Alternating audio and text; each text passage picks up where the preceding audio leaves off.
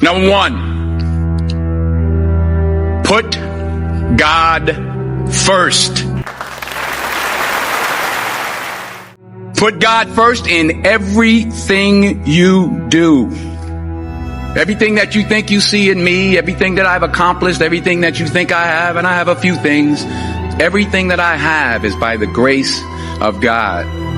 Understand that. It's a gift. 40 years ago, March 27th, 1975, it was 40 years ago, just this past March, I was flunking out of college. I had a 1.7 grade point average. I hope none of you can relate. I had a 1.7 grade point average. I was sitting in my mother's beauty shop. They still call it beauty shops now? What they call it now? Yeah, I was sitting in the beauty parlor. I was sitting in my mother's beauty parlor, and I'm looking in the mirror, and I see behind me this woman under the dryer. And every time I looked up, she was looking at me, just looking me in the eye.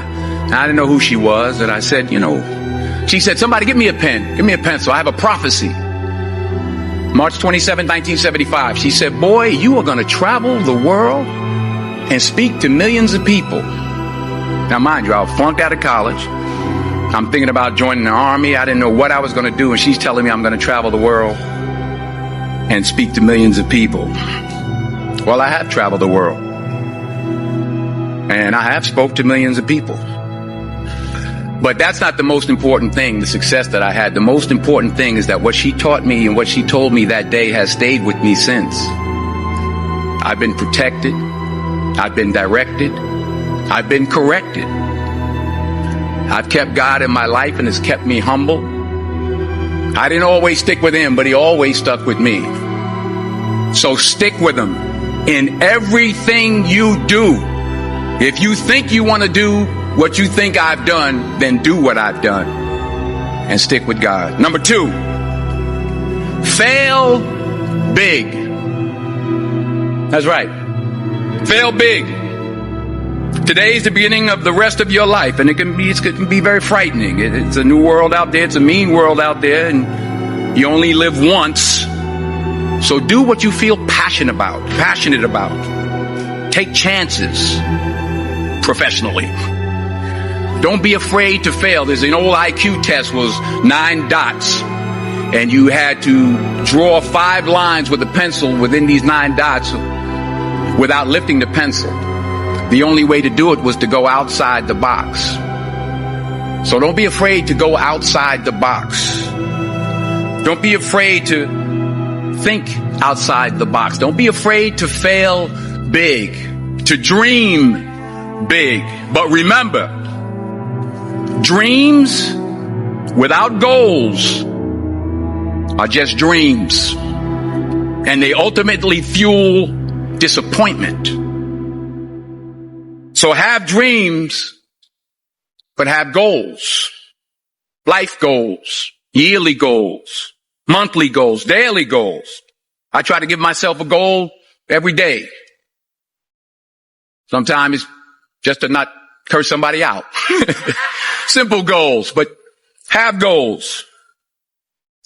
And understand that to achieve these goals, you must apply discipline and consistency. In order to achieve your goals, you must apply discipline, which you have already done, and consistency every day, not just on Tuesday and miss a few days. You have to work at it every day. You have to plan every day. You've heard the saying, we don't plan to fail, we fail to plan. Hard work works. Working really hard is what successful people do. And in this text, tweet, twerk world that you've grown up in, remember, just because you're doing a lot more doesn't mean you're getting a lot more done. Remember that. Just because you're doing a lot more doesn't mean you're getting a lot more done. Don't confuse movement with progress. My mother told me, she said, yeah, because you can run in place all the time and never get anywhere. So continue to strive, continue to have goals, continue to progress. Number 3,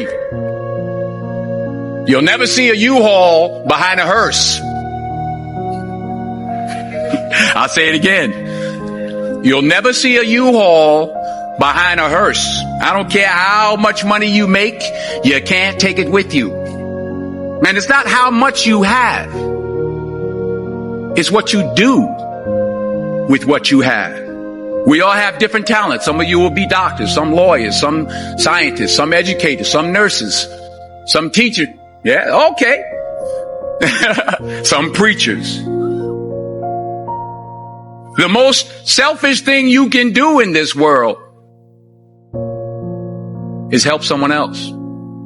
Why is it selfish? Because the gratification, the goodness that comes to you, the good feeling that I get from helping others, nothing's better than that. Not jewelry, not big house I have, not the cars, but it's the joy. That's where the joy is in helping others. That's where the success is.